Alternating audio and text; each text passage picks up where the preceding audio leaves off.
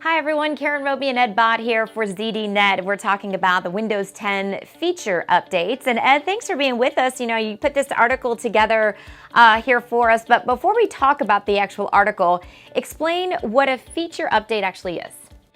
Okay, sure. So Windows 10 has two different kinds of updates.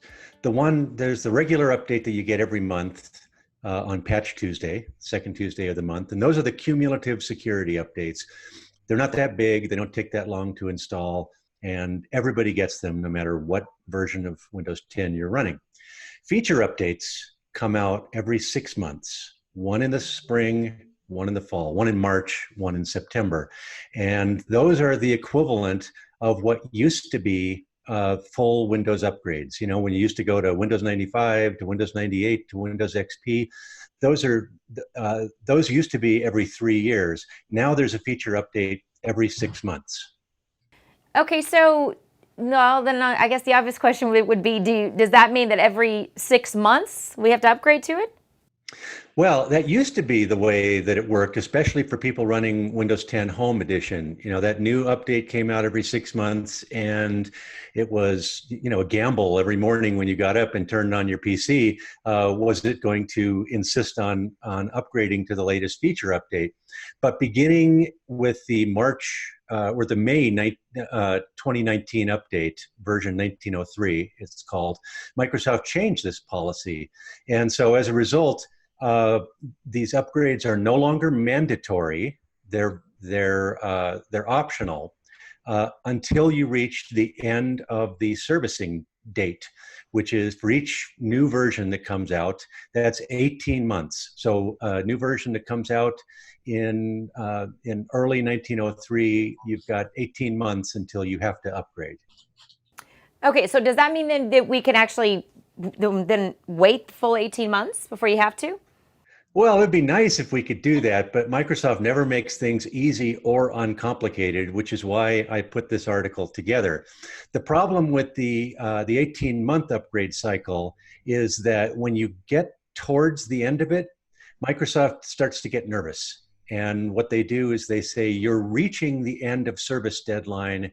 And so somewhere, and they're not specific about it, but somewhere roughly 3 months or so ahead of that 18-month end of servicing date, they're going to push that update, that feature update to you, and you're going to have to install it. And so what happens is, if you try to wait the entire 18 months, the update's going to be forced on you. And so what I've done here is put together, there's basically 3 strategies that people can do to take back control of feature updates.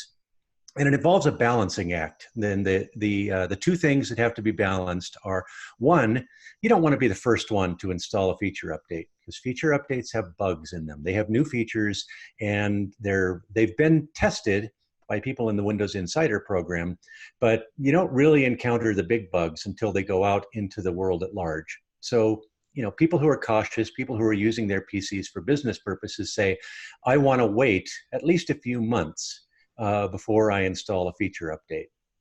Okay, so with the 18-month servicing cycle, that means you could wait 3 months after a feature update comes out and install it.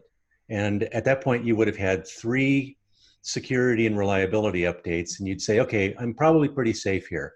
And if you do that, that's strategy number 1. If you do that, you say, I'm going to wait 3 months, you can skip the next one, and then you can install every other feature update, and that would put you on about an every year schedule for that.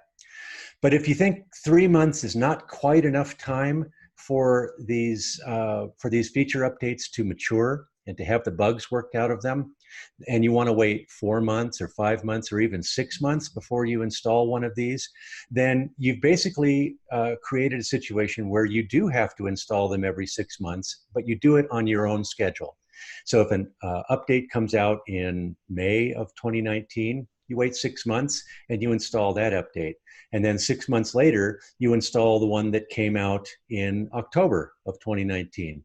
And what that does is it gives you that, the updates are safe, they're reliable, they've had updates, but you're committed to doing it every 6 months or so.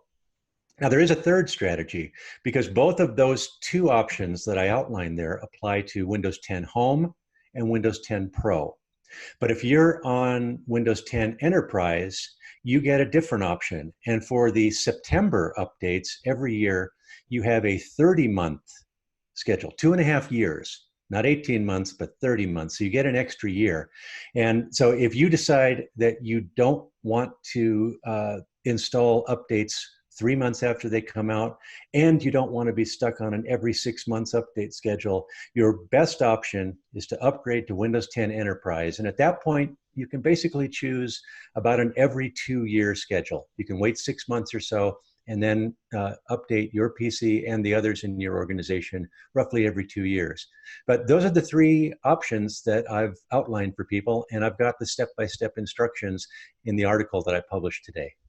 Yeah, and Ed, this is this it's kind of confusing. So we're glad that you put this together. Do you find that people are a little confused by it, or they're thinking, okay, I need something to help me walk through this for me?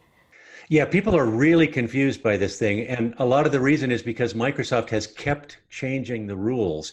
Windows 10 has been out for 4 years now, and the rules keep changing on this stuff.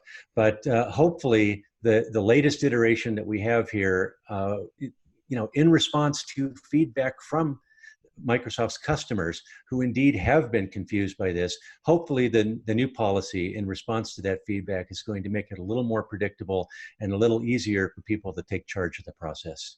Yeah, fingers crossed then, Ed. Hopefully this will make it a little bit easier for all those users. And I'm sure that they did let Microsoft know. For more on Ed's article, you can find that on ZDNet. Thanks so much for watching.